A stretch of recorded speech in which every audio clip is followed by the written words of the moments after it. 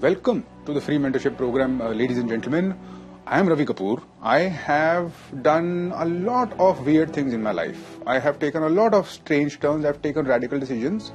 Some of those radical decisions you may already know. If agar nahi pata hai, then you will find what I have been doing in my life in the video, and my story is there.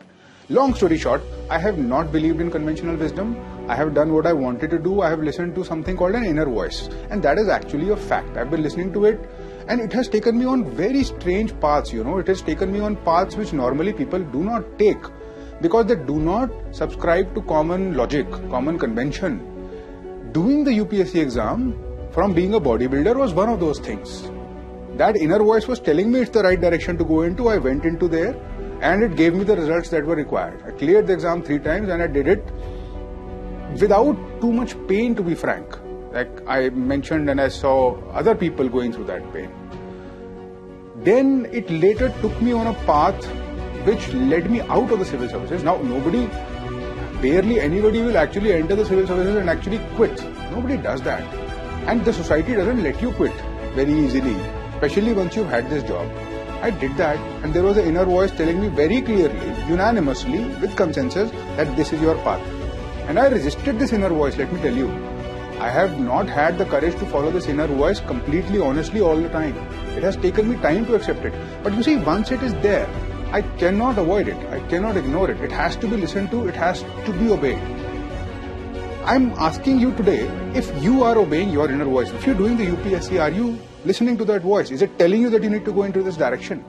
If the voice is telling you that, then this is the right place, this is the right platform, this is the right guidance. I'm going to tell you everything I've learned over the years.